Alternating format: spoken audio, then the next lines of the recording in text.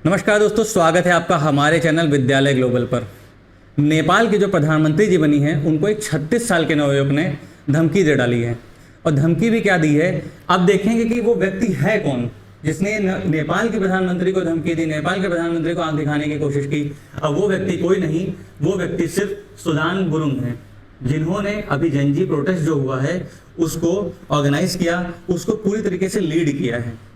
इन्होंने जो इससे पहले की सरकार थी, केपी ओली जी की सरकार थी, उसको भी जड़ से उखाड़ा सिर्फ महज 3 दिन के अंदर। और अब ये जो सरकार बनी है इसको भी आंख दिखा रहे हैं और धमकी दे रहे हैं। अब ये धमकी इन्होंने क्यों दी, आखिर इनका क्या मांग थी जिसको ये पूरा नहीं लोग कर पा रहे हैं, उन सब के बारे में आगे बात करेंगे। लेकिन इससे पहले हम ये जाने सुदान गुरुंग हैं कौन। सुदान गुरुंग जो कि एक नाइट क्लब के मालिक हुआ करते थे और ये नाइट पार्टी अटेंड करते थे, नाइट पार्टी ऑर्गेनाइज करते थे। लेकिन सबकी ज़िंदगी में एक टर्निंग पॉइंट आता है कि अब आगे एक ज़िंदगी ही पूरी पलट के रह जाती है। और इनकी ज़िंदगी में टर्निंग पॉइंट तब आया जब ये नेपाल में भूकंप आया। नेपाल में जब भूकंप आया तो भूकंप आने के बाद लगभग 9,000 लोगों की जान चली गई। और भूकंप भी कब आया, 2015 में जब भूकंप आया तो नेपाल में तो 9,000 लोगों की जब जान चली गई तो इनको पूरी तरीके से झकझोर के रख दिया। तब इन्होंने क्या किया, सोशल मीडिया का सहारा लिया। सोशल मीडिया का सहारा लेने के बाद लगभग 200 लोगों ने इनको रिस्पांस किया और रिस्पांस करने के बाद इनको एक मनोबल बढ़ा, लोगों की वहाँ भूकंप में मदद की। और मदद करने के बाद जन्म होता है हामी नेपाल का। हामी नेपाल एक NGO है, जो ये इन्हीं की NGO है, यही इसको ओन करते हैं और ये पूरी तरीके से मदद करती है नेपाल के लोगों की, दुनिया में आगे लोगों के भी बढ़ बढ़ के मदद करती है। अगर हम ये हामी नेपाल की बात करें तो आगे जो कोविड-19 था, कोविड-19 में भी हामी नेपाल काफ़ी ज़्यादा एक्टिव रही है, नेपालीज़ की पूरी मदद की है, हर तरीके के लोगों की मदद की है। उसके बाद ये तुर्की में क्या नाम है, जब भूकंप आया था अभी हाल ही में, तो तुर्की में जब हाल में भूकंप आया था तो वहाँ पे भी इन्होंने बहुत सारे सामान पहुँचाए थे, फर्स्ट एड पहुँचाई थी और अपनी तरफ से तुर्की में भी मदद पहुँचाने का पूरा काम किया था। गुरुंग ने आज पहली बार कोई प्रोटेस्ट नहीं किया है, गुरुंग इससे पहले भी प्रोटेस्ट कर चुके हैं। और गुरुंग ने इससे पहले जो प्रोटेस्ट किया था वो पूर्वी नेपाल में घोपा कैंप का विरोध प्रदर्शन किया था। ये घोपा कैंप विरोध प्रदर्शन है क्या, अगर इसको जानेंगे तो BP कोइराला स्वास्थ्य विभाग संस्था था, जहां पर लोगों को वहां की पारदर्शिता, मतलब वहां पे क्या चल रहा है, उस अस्पताल में क्या चल रहा है, वहां की क्या स्थिति है, घर घर जाके उन सब लोगों को एक तरीके से जागरूक करने का काम किया। और जागरूक किस लिए किया कि वहाँ की जो चिकित्सा सेवा थी उसमें सुधार करने की आवश्यकता था। इस पे उन्होंने प्रकाश डाला कि मतलब वहाँ पे जो चिकित्सा है, वहाँ पे जो लोगों को सुविधा नहीं मिल पा रही, उन सब चीज़ों के लिए लोगों को अवेयर किया कि नहीं, यहाँ पे एक अच्छी सुविधा हो सकती है, जिसके लिए उनको काफ़ी खामियाजा भी भुगतना पड़ा था। और ये देखिए, यह है BP कोइराला स्वास्थ्य विभाग प्रतिष्ठान, जिसके लिए उन्होंने प्रोटेस्ट किया कि इसको स्थिति को सुधारी जाए और सही किया जाए। अब आगे अगर हम देखें तो गुरुंग जो कि एक प्रदर्शन कर रहे थे, जो ये प्रोटेस्ट को एक तरीके से जब होस्ट कर रहे थे, तो इन्होंने क्या किया कि ये सरकार के खिलाफ शांतिपूर्ण विरोध प्रदर्शन करना चाहते थे। शांतिपूर्ण विरोध प्रदर्शन करने के लिए इंस्टाग्राम और डिस्कॉर्ड का इन्होंने इस्तेमाल किया ब्लैकआउट से पहले। तो इन्होंने क्या बोला कि 8 सितंबर को मैतीघर मंडला में विरोध प्रदर्शन हम करेंगे। और विरोध प्रदर्शन कैसे करना है इसके ऊपर इन्होंने एक छोटी सी वीडियो भी बनाई, जिसमें इन्होंने समझाया छात्रों से असहमति के शांतिपूर्ण प्रतीक के रूप में अपनी किताबों और बैग के साथ वर्दी पहनकर आने का आग्रह किया।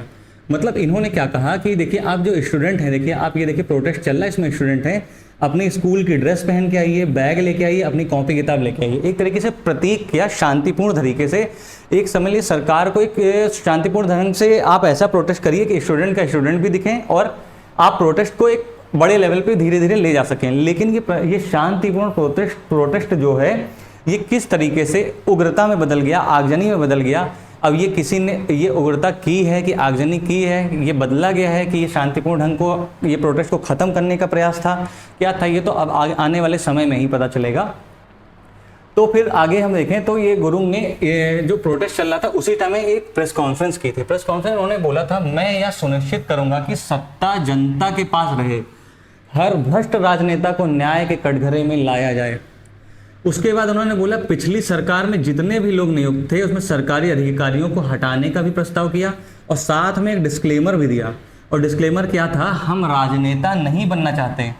सुदान गुरुंग सिर्फ जनजी समूह की मदद कर रहे थे और हम सिर्फ देश की आवाज हैं और नेतृत्व को भूमिका निभाने में हमारी कोई दिलचस्पी नहीं है। मतलब मैं सरकार में बैठकर नेतृत्व निभाना नहीं चाहता हूं।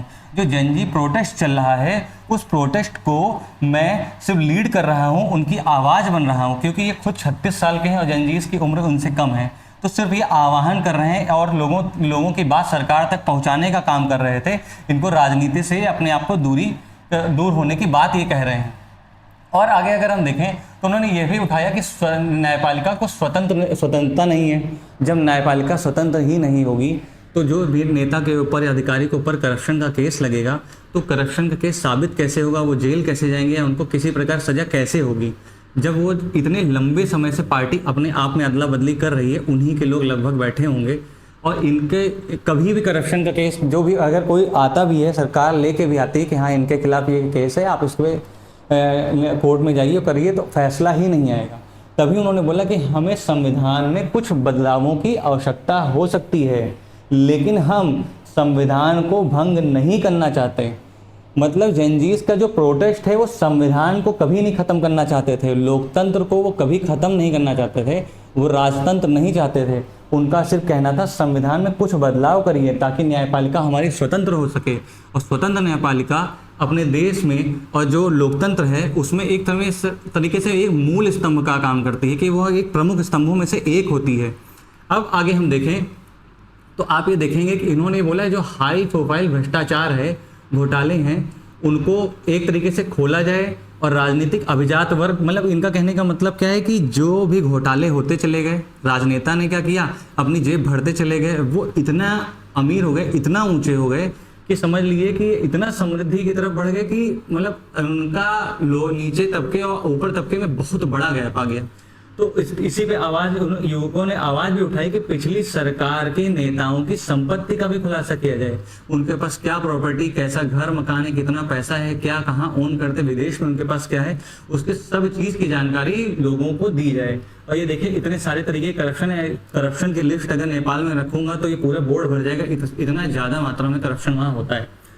अब अगर हम आगे बात करें तो गुरुंग ने वो प्रधानमंत्री जी को धमकी आखिर दी क्यों, और धमकी में उन्होंने देखिए कहा कि उन्होंने कहा हम अगर हम फिर सड़क पर उतरते तो कोई हमें रोक नहीं पाएगा, जिस कुर्सी पर बैठाया है वहीं से निकाल फेंकेंगे। आखिर ये बात कही क्यों? जनजीज ने अपना प्रधानमंत्री सुशीला जी को जब चुना तो चुनने के बाद आखिर ऐसी कौन सी बात आ गई कि उनसे इस्तीफे की भी मांग करने लगे। इस्तीफे की मांग करने के लिए पीएम आवास के पास वो बैठ के धरना प्रदर्शन भी किया और उसके बाद क्या नाम है कैबिनेट, और गुस्सा किस बात है, कैबिनेट विस्तार को लेकर। जिस सरकार देखिए सरकार के खिलाफ विद्रोह किया, सरकार को हटाया, दूसरे प्रधानमंत्री उन्होंने नियुक्त किया, उसके बाद जो कैबिनेट अभी बनी है उस कैबिनेट के लिए गुस्सा है। अब कैबिनेट के लिए गुस्सा क्यों है कि देखिए इसमें ये कुलमान घिसिंग है, रमेश्वर खन्नाल है, ओम प्रकाश आर्यल है। ये ओम प्रकाश आर्यल जी जो हैं इन्हीं के खिलाफ एक तरीके से गुरुंग गुस्सा हुए हैं और जनजीज गुस्सा हुए हैं। उनका कहना ये है ये जो ओम प्रकाश आर्यल हैं सरकार में दखलंदाजी कर रहे हैं और आर्यल ने खुद को गृह मंत्री बनाने का फैसला भी किया है। इनको गृह मंत्री बनाया गया, इन्होंने मतलब उनका कहना है इन्होंने खुद ही चुना है कि मैं गृह मंत्री बनूंगा। इसलिए गुरुंग बहुत ज़्यादा गुस्सा है और वो कह रहे हैं कि आने वाले समय में वापस से कह रहे हैं प्रोटेस्ट हो सकता है। क्योंकि देखिए सीधी सी बात है कि जब सरकार को उन्होंने गिराया करप्शन के केस में, लोग अपनी मनमानी कर रहे थे, नेता सुन रहे थे जनता की, इसीलिए उनको गिराया गया। अब जो अंतरिम सरकार बनी उसमें भी अगर ये इस तरीके के मंत्री नेता आ जाते हैं तो इनका प्रोटेस्ट करना एक तरीके से विफल हो जाएगा, फिर कोई मतलब नहीं बचेगा। आने वाली सरकार है, जैसे 6 महीने के बाद चुनाव होना है, वो होना तक भी मुश्किल हो जाएगा। अब अगर हम आगे बात करें तो ये देखिए प्रदर्शनकारी ने इसमें एक बात और ऐड की है कि जो भी प्रोटेस्ट किया है उसमें हमारा जनजी के नेतृत्व वाला उनका आंदोलन केवल एक नेता को हटाने के लिए नहीं है, बल्कि जवाबदेही सुनिश्चित करने, नेपाल के भविष्य की रक्षा और वहाँ की व्यवस्था को सुधारने के लिए प्रोटेस्ट किया गया है। पूर्णतः नेपाल को साफ करना है, कायदे से उसको सुचारू रूप से चलाने के लिए सरकार, वहाँ के बैठे लोग, जो करप्ट लोग हैं, सबको खत्म करेंगे और नए तरीके से एक व्यवस्था बनाएंगे, उस तरीके से सरकार चलाएंगे, देश को एक नए तरीके से आग पटरी पर लाएंगे। इस तरीके का इन्होंने प्रदर्शन करने का इनका उद्देश्य ये था, ना कि किसी एक व्यक्ति या केपी शर्मा ओली जी के विरोध में खाली एक प्रधानमंत्री को हटाना था, ऐसा नहीं था। उन्होंने पूरी सरकार को ही हटाया और नई सरकार का गठन इसीलिए किया। अब आगे हम बात करें तो देखिए कि शेर बहादुर देउबा जो कि नेपाली कांग्रेस के अध्यक्ष हैं, केपी शर्मा ओली आप जान ही रहे हो सीपीएन यूएमएल के अध्यक्ष हैं, और पुष्प दहल कमल प्रचंड ये भी क्या नाम है माओवादी सेंटर के अध्यक्ष हैं। अगर हम बात करें तो ये तीनों लोग क्या है ना, कभी ये प्रधानमंत्री बनते हैं कूद के, फिर ये प्रधानमंत्री बन जाते हैं, फिर कूद के ये प्रधानमंत्री बन जाते हैं। ये थोड़ा सा लूट लेते हैं, ये कहते हैं अब हमने लूट लिया यार, थोड़ा अब विरोध हो जाएगा, अब थोड़ी देर के लिए तुम आ जाओ, तुम थोड़ी देर लूटो, फिर तुम आ जाओ, तुम थोड़ी देर लूटो। अब ये सब लूट लेते हैं, उसके बाद कहते हैं यार अब फिर आ जाओ। ऐसे करके ये मतलब एक तरीके से एक मतलब कि बंदर बैठे हुए हैं और रोटी है तो थोड़ा थोड़ा करके इधर उधर छीना झपटी करके खाते चले जा रहे हैं, ऐसी स्थिति थी। अब ऐसी सरकार को जब गिराया है तो अंतरिम सरकार जो बनी है, अगर उसके कैबिनेट में भी इस तरीके के नेता मंत्री का अगर एंट्री हो जाएगी तो अपने आप में बहुत ही दयनीय स्थिति हो जाएगी। अब देखिए क्या नाम है, नेपाल की प्रमुख पार्टियां भी यही हैं, नेपाली कांग्रेस हो गई, माओवादी सेंटर और सीपीएन यूएमएल, अगर यही पार्टियां हो गई हैं। अब ये क्या है, यहाँ इनके पार्टियों में आंतरिक विरोध इनके लिए ही शुरू हो गया है, क्योंकि देखिए 2016 से इसकी अध्यक्षता कर रहे हैं। अब मान लीजिए 2016 से 2025 हो गया, 9 साल से ये बैठे हुए हैं पार्टी का हेड बन के। केपी शर्मा ओली 2014 से बैठे हुए हैं तो 11 साल से ये बैठे हैं। 1994 से ये देखिए प्रचंड जी बैठे हुए हैं। अब 1994 से बैठे हैं तो आप अपने आप में ही लगा सकते हैं 29 साल से ये कमान संभाले हुए हैं। आप सब वृद्ध हो गए हैं, आप लोग पार्टी छोड़िए और युवाओं को मौका दीजिए ताकि करप्शन भी हट सके और नए तरीके की नई विचारधारा के लोग आ सकें और वापस से नेपाल में एक पार्टी सिस्टम वापस से अच्छा शुरू हो सके। क्योंकि अगर यही लोग बने रहे और आगे 6 महीने के बाद सरकार को चुनाव कराना है, अंतरिम सरकार को, वो संभव नहीं हो पाएगा, क्योंकि करप्ट के करप्ट लोग बैठे रहेंगे, वापस से जनाधार इकट्ठा करेंगे और वो चुनाव हो जाएगा। और ये चुनाव होना भी अपने आप में बहुत मुश्किल काम है, क्योंकि अगर ये ऐसे तरीके के लोग रहेंगे तो चुनाव तो होना बहुत मुश्किल है। वो साल 6 महीने से साल भर भी लग सकता है और आगे भी लग सकता है। अब आगे हम बात करें तो एक और अच्छी खबर आई है कि देखिए रमेश बादल जी हैं, इन्होंने राष्ट्रपति जी को इस्तीफा दिया है क्योंकि अटॉर्नी जनरल नेपाल के थे। अब उनकी जगह पे पहली बार किसी महिला को अटॉर्नी जनरल बनाया गया जिनका नाम है सविता भंडारी। इनको हम बहुत बहुत धन्यवाद देते हैं कि आपको अटॉर्नी जनरल बनाया गया है। अब इसी के साथ मैं वीडियो को यहीं पे समाप्त करता हूँ। आपसे एक प्रश्न पूछूंगा जिसको आप कमेंट बॉक्स में जरूर बताइएगा कि जो भी जंजीज हैं इन्होंने जो सरकार के खिलाफ अभी गुस्सा किया है कि आपने कैसे कैबिनेट बिना मुझसे पूछे बना लिया, हमारी भी सलाह लेना बहुत ज़रूरी था। अपने विचार व्यक्त किए, क्या इनका गुस्सा सही है कि गलत है। और कृपया हमारे जो ये चैनल है यूट्यूब का, ये हमारा यूट्यूब का चैनल है विद्यालय ग्लोबल, इसको सब्सक्राइब करिए और लाइक करिए और ऐसे ही अपना सपोर्ट बनाए रखिए। बहुत बहुत धन्यवाद। नमस्कार।